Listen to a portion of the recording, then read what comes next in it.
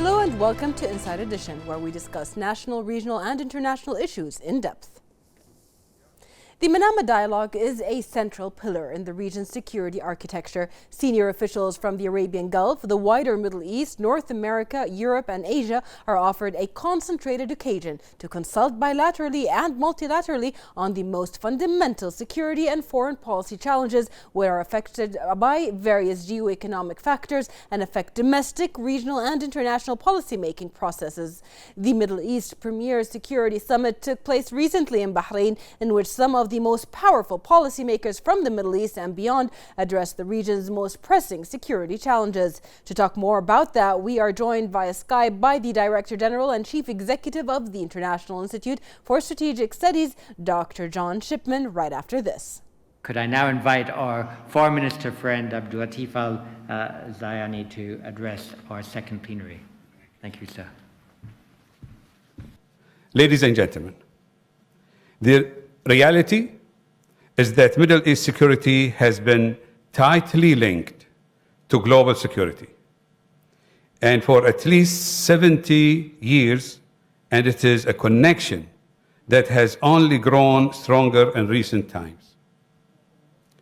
Indeed, one of the reasons that Bahrain initiated these Manama dialogues over a decade and a half ago was because we recognized that regional security could only be effectively addressed as an integral part of global security, and that there was an unmet need to bring together decision makers from both sides, inside and outside the region.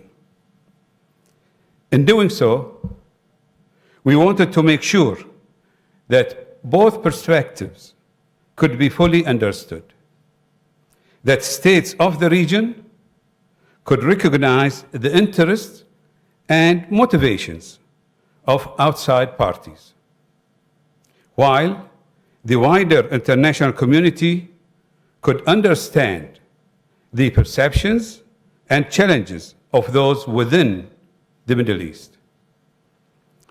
Because today, there is almost no aspect of Middle Eastern security that does not impinge upon wider global security.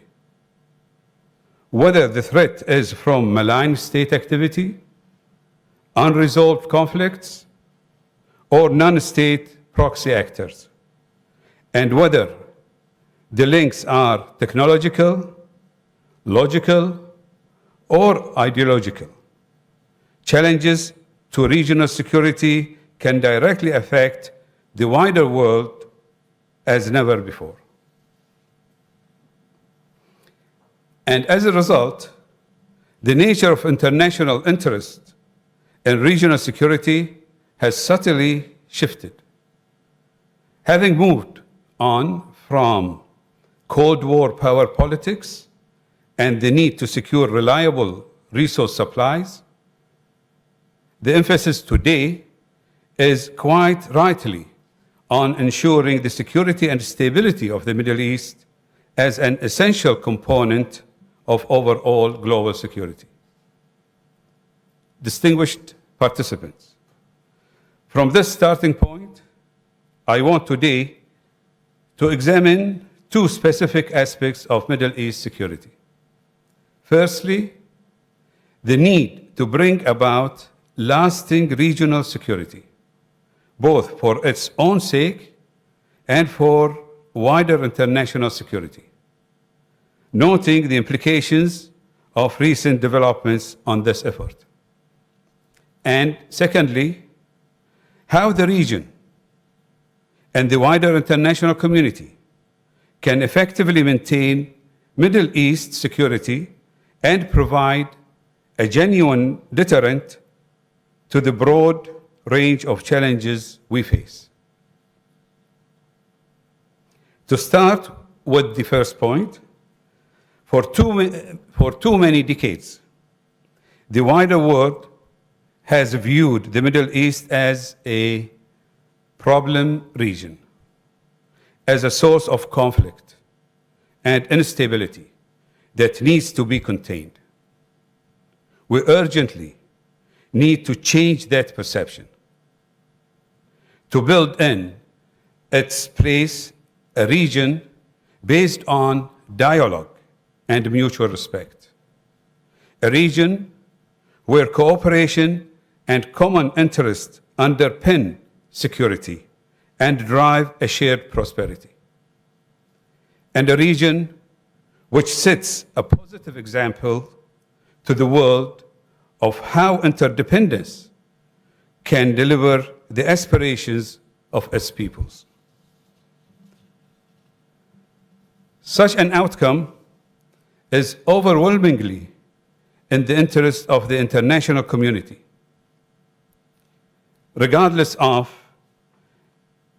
nationality or political affiliation, not only in transforming the regional security and economic dynamic, but also in removing one of the most long-standing challenges to wider international stability.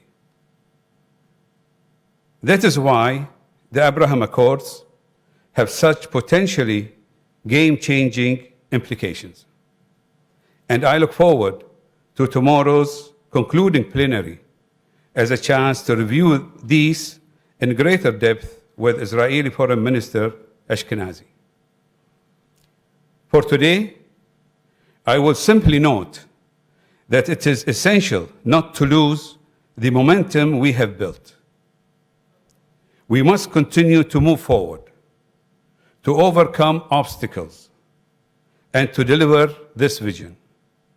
And we need our friends and allies across the world to continue their strong support to our efforts to protect and advance peace, stability, and prosperity in the region. First and foremost, this means continuing to strive for a resolution to the Palestinian-Israeli conflict, which would unlock so many other issues in the region. But it also means political, economic, commercial, and diplomatic support for the wider concept of a peaceful, secure, and interconnected region, and a strong advocacy of the benefits that can bring. Ladies and gentlemen, let me turn now to my second point. Because we must be realistic enough to recognize that there will continue to be those opposed to the very concept of peace in the region, and who will work to subvert Middle East security, and therefore international security, in whatever ways they can. How can we, within the region and outside, protect against such threats? How can we maintain our security and deter those who might threaten it? Primarily, as always, through vigilance and resilience. By vigilance, I mean working closely with our allies to share intelligence and analysis to recognize, expose, and address potential threats before they are fully formed.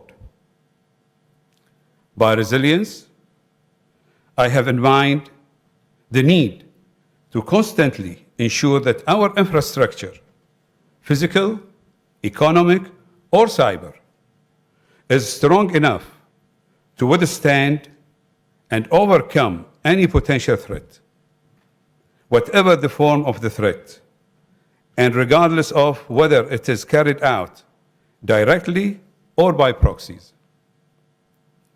And once again, international cooperation and the sharing of information and expertise will be critical. But we also need to consider the need for a robust yet multi-layered form of deterrence, one that will dissuade our potential adversaries from moving against us. We need deterrence to be more than just military force, which in many cases will be inappropriate or too blunt a tool. Instead, we need a flexible security deterrence that is supplemented by electronic deterrence, economic deterrence, technological deterrence, and active diplomacy. In this way, our adversaries can know that collectively we have the means to respond effectively and proportionately to any attack, wherever and however it takes place, including asymmetric or cyber attacks, or those carried out behind a cloak of plausible deniability.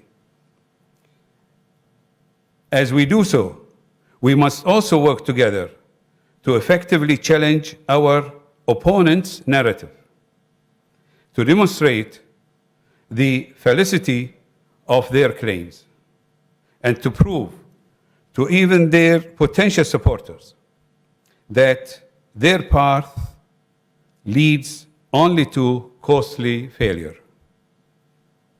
Your Highness, Excellencies, distinguished participants, in all these areas and at all levels, our international partners will continue to play an important part for the foreseeable future. And I am confident that they recognize the centrality of Middle East security to that of the world as a whole. My hope is that we will work together to safeguard what we have achieved and to deliver the potential of the Abraham Accords for a stable, secure, and prosperous region, and by extension, a safer world. Thank you.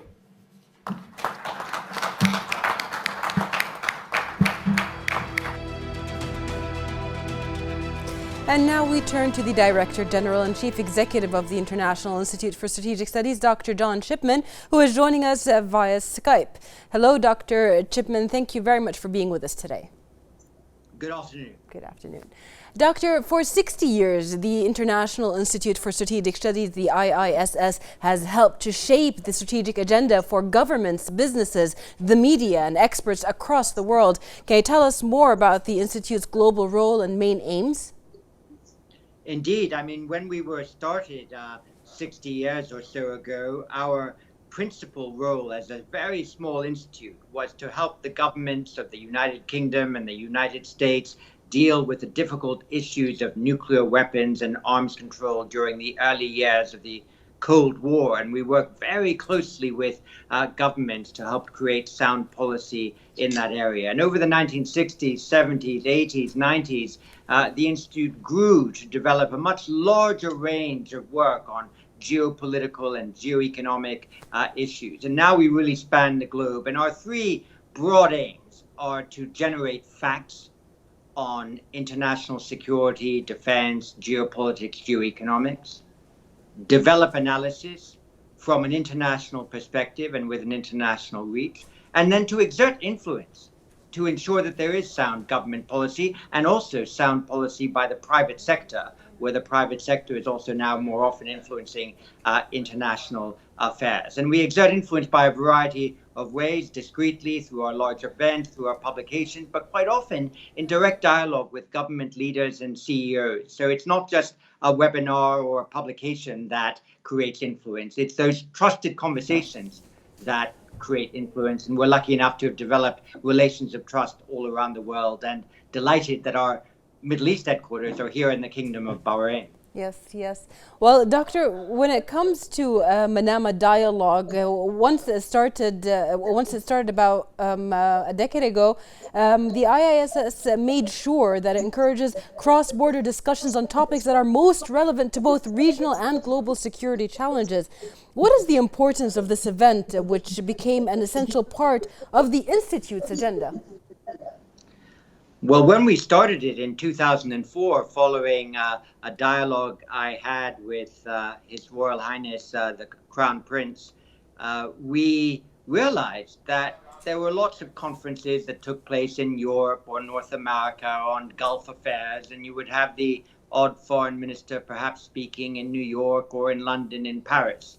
But there was nothing that was happening in the region that brought the national security establishments of the Gulf, the wider Middle East, together with their partners in North America, Europe, and the Asia Pacific. And this was the innovation of the Manama dialogue, to ensure the regional voice was heard from within the region, and that the leaders of Europe, North America, Asia who came paid the respect to the region, to come to the region and listen not only to the regional leaders who were speaking, but also to the populations, the experts, the media, the strategists that we were gathering from the Gulf states, from the wider Middle East, from North Africa, to take the temperature and feel the pulse of the region from within. So this was the innovation of the Manama Dialogue, which was made possible by the tremendous relationship we have developed over the years with the Kingdom of Bahrain. And I think it remains unique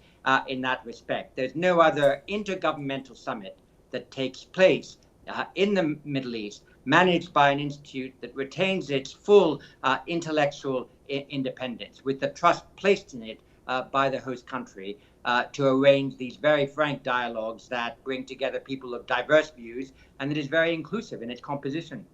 Absolutely. Doctor, over the years of being part of the Manama Dialogue from the journalist's point of view, we've always seen these essential decisions that have been made, or discussions where certain rules or regulations have been elaborated more and more. This year, as you've mentioned, the Middle East, the region, actually has been in the headlines of worldwide newspapers, whether it's about the Abraham Accords, whether it's about dealing with the pandemic. All of these issues have been discussed in the media extremely to a very high extent.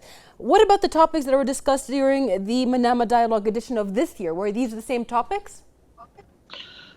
Well, I must say we began with the global repercussions of the COVID-19 pandemic. And what was, of course, remarkable was that this was the first in-person, multilateral, diplomatic event to have taken place virtually anywhere in the world since the pandemic was announced in March 2020. And many of the ministers who came here from Asia, from Europe, from the Middle East itself said, this is the first time I've been in a multilateral meeting since March 2020. And that was made possible because the Kingdom of Bahrain had worked so well to ensure COVID-19 secure procedures at the Manama Dialogue, and indeed in the Kingdom of Bahrain as a whole. We were strictly adhering to the protocols, but that still allowed us to bring together 80 delegates and 40 senior officials, more than 22 countries. So the COVID-19 pandemic and the requirements to develop national resilience as part of a wider definition of security were, I think, an important element of the first big topic discussed. The second, of course, was the relations with the Islamic Republic of Iran, and in particular the JCPOA, the arms control agreement that had been arrived at several years ago, from which the United States recently withdrew, and the question as to whether how this could be properly refreshed to take account the changes that had taken place in the last 4 years. And the most important strategic conclusion of the Manama Dialogue was the call by a number of ministers, including the Minister of Foreign Affairs of the Kingdom of Bahrain, including the Minister of Foreign Affairs of the Sultanate of Oman, including the GCC Secretary General himself, that it was not necessary only to have the regional voice heard. The region had to be at the table of negotiations. And of course, throughout the Saturday and the Sunday of this Manama dialogue, seeping through the discussions were the questions of the Abraham Accords. And I thought it was very interesting to have a frank discussion about the fact that if the Kingdom of Bahrain and if the United Arab Emirates have decided to develop diplomatic relations with the State of Israel, that means that there will be a greater fluency in the conversation between those countries and Israel. But it doesn't mean that they agree with Israel on its own policies or have ignored the reality that sadly the Palestinian conflict is not yet being resolved. But looking to the future, there's, as it were, a multidisciplinary approach, if I can put it that way, to relations with Israel. Yes, there's a security component, and the countries will continue to press for a two-state solution, but that shouldn't prevent the exchange of economic goods and of competences between the two countries. So airing that was, I think, a very useful thing that the Manama dialogue did. Yes.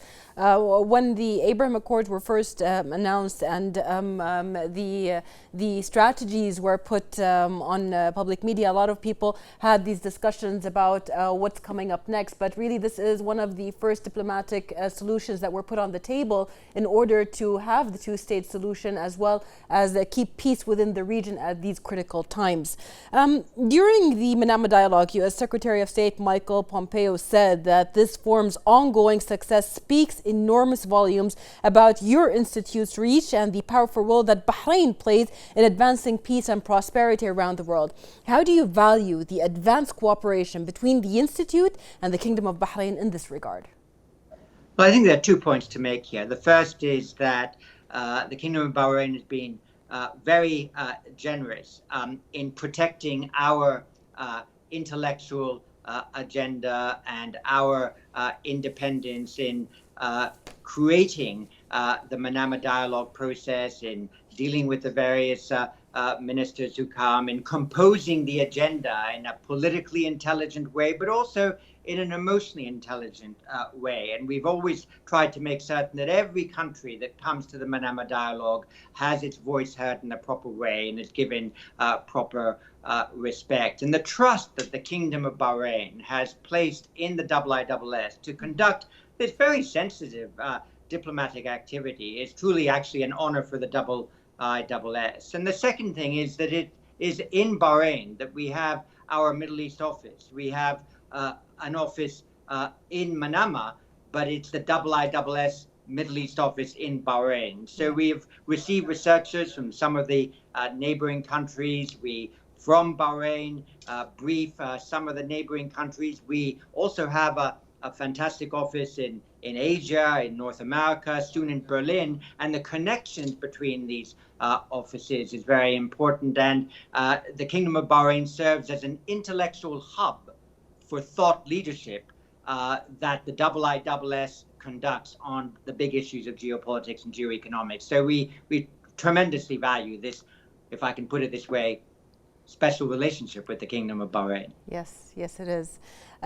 Doctor, this year's edition of Manama Dialogue is very unique compared to the previous ones, not just because of the challenges that are facing the whole world, the pandemic, but also with the number of delegates that came and the issues that were on the table. So can you tell us about how this Manama Dialogue was unique compared to the previous ones, and also how do you value the vast global participation in Manama Dialogue 2020? Yes, well, of course, this was special just because of the fact that it was possible to hold it at all. I mean, I must say that as we were preparing it in the weeks leading up to it, many of the ministers were saying, well, can I do this by Zoom, or can I be on a webinar, or can I do it over Skype? And we were saying, no, it's really important physically to be in Bahrain. And we were really quite insistent on that, with only 1 or 2 exceptions for countries whose leaders weren't able, for their own COVID-19 restrictions, to leave their own capitals. But otherwise, ensuring that we really had an in-person dialogue was what made this one so special. Because, of course, in all the previous Manama dialogues, ministers had probably met each other in various formats in the months and weeks beforehand. But it was nothing between March 2020 and December 2020. Everything was done by webinars, the UN General Assembly, all sorts of other meetings, and therefore, that's what made this particularly special. But we were also able to take advantage of technology to ensure that there was online participation from Africa, from Latin America, from all other parts of the world, of people who actually in normal years wouldn't have had a chance anyway to attend the Manama Dialogue. So the global participation was really extremely large. And I think some enormous statistic, like there were 170 million social media communications in all 5 continents about the Manama Dialogue this year. Yeah, that's amazing. Dr. Chipman, do you feel like after having the Manama Dialogue and this vast appearance, as well as the technology that was needed? I mean, IISS has always been known to have this high rate of technological advancement when it comes to applying the issues of in the Manama Dialogue. We always had the news information updated regularly, every couple of seconds, even not even minutes. Do you feel that the ISS really proved this time that, yeah, we've always been prepared, or do you feel like there are things that could change in the future? Well, we can always improve, and every Manama Dialogue, every event, every publication that we produce, we try to make certain the next one is even better. But there were some rather fun features of the technology this year that made it really possible to do it in a COVID-19 secure way. So, for example, the delegates who had barcodes on their delegate passes, when they entered the room, the barcode showed that they were, in row C, seat 2, almost like a boarding pass in an airplane. So it made certain that no one just went to any seat whatsoever, which meant everybody could be certain that they were sitting in a seat, and then it was cleaned between the next plenary, and a new person would come, and they would only keep that seat during that plenary. And this kind of boarding pass arrangement really made it possible to do something that otherwise would have been very difficult. I think what we'll retain for future years, where we will have every speaker speak in the Kingdom of Bahrain, because I think the face-to-face diplomacy is really vital. And it's really hard to do some things over Zoom, Skype, or Microsoft Teams, or whatever it might be. Some things you can only do with quiet face-to-face diplomacy, and that's the unique characteristic of the Manama Dialogue that we will keep. But what we will perhaps carry over into next year is allow some people who just wouldn't be able to come to Bahrain, or we wouldn't even be able to fit them in a non-socially distanced Manama Dialogue. We'll have them come in online, and that way, if I have a question from someone from Vietnam or from Brazil, I can also pose that to the ministers who are attending, and it will give an even more global character to the event. Absolutely, absolutely. That's amazing. Well, the IISS is currently offering a diverse program of online and hybrid events so that it continues to engage, interact, and share expertise with its members and supporters. What can you tell us about the importance of these initiatives, especially during the current health circumstances? Well, we've been very energetic in using podcasts and webinars to continue to inform our government, private sector, and expert audiences. But we've been very careful to ration those, even if we might have done 25 of them in a month sometimes, to a reasonable number, because we want to make certain that we have very high quality. And all of us, you, me, almost any of your viewers and listeners will be receiving daily invitations to 5 or 6 webinars or whatever. And in the end, you get kind of exhausted by 2-dimensional engagements. 3-dimensional engagements, person to person, is very important. And remember, while we do an awful lot of events, our key core competence is in generating facts and data, and in developing independent analysis. And our publications and analytical record has been extremely strong during this pandemic. We've even developed a brand new database, which I announced at this year's Manama Dialogue, called China Connects, that has 1,400 data points that shows every element of the Chinese digital Silk Road, part of its Belt and Road Initiative in 133 countries. And governments around the world find this the best database for understanding what the digital Silk Road really means. So it's that research, that generation of facts and analysis to which we've been at least equally, if not more, committed to the holding of hybrid and webinar events during this special pandemic period. Yes, that's amazing. Well, the pandemic, if the pandemic has taught us something, it is that the world is much smaller than we have actually realized, and or that we think is. During the Manama dialogue, His Excellency Dr. Abdulatif Al-Zayani said a very important point, that for the past 70 years, the Middle East crisis or the Middle East security has been part of the global security, and that is one of the main points that were discussed at the dialogue. What can you tell us about the main outcomes of this year's edition? You mentioned a couple of them, but relating to Middle East security, relating to strategies that are being implemented now, and maybe for the next Manama dialogue, some other issues that will be discussed. Well, I think a couple of things that I hadn't already mentioned was there was, from both participants in the region and ministers from outside the region, a genuine call for GCC unity to be again achieved. And we all know that there are many diplomatic efforts at present to ensure that that can be arrived at, and the outside world would be very pleased if a reconciliation could occur that allowed the GCC to become, again, in and of itself, a strong diplomatic force. I think the second thing that might become even more important in next year's Manama dialogue will be the new engagements between the Middle East and Asia. And we will work hard to bring senior leadership from East Asia, Japan, China, Australia, Korea. We had the Korean foreign minister this year, first visit ever she made to Bahrain, first visit of a Korean foreign minister to Bahrain, also from the smaller ASEAN states, some of the very large ASEAN states, yes. Including, I hope, Indonesia, the biggest Islamic country in the world, we hope to be able to receive in Bahrain next year. So that connection between the Middle East and Asia is very important. People have always talked about the connection between the Gulf and the Middle East and the United States, or the West, as it were. Yeah. But that new and evolving relationship with Asia is one that IISS will want to help make even stronger through the Manama dialogue. And we hope to receive people from the Middle East to our IISS Shangri-La dialogue that we host in Singapore. Yes, that would be amazing. We've come to the end of our show, and just before you leave, I'd really like to know, what are the upcoming plans and future events prepared by the IISS?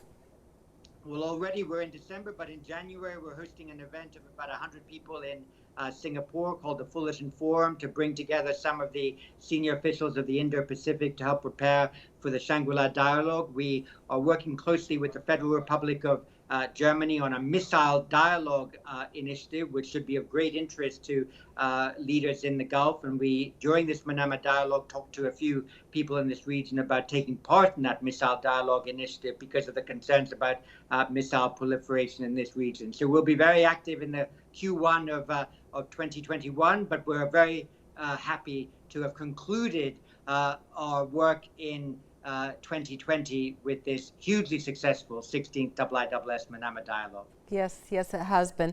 Dr. Shipman, at the very end, just a word from you here at the end of the Manama dialogue, just a couple of words from you before you leave.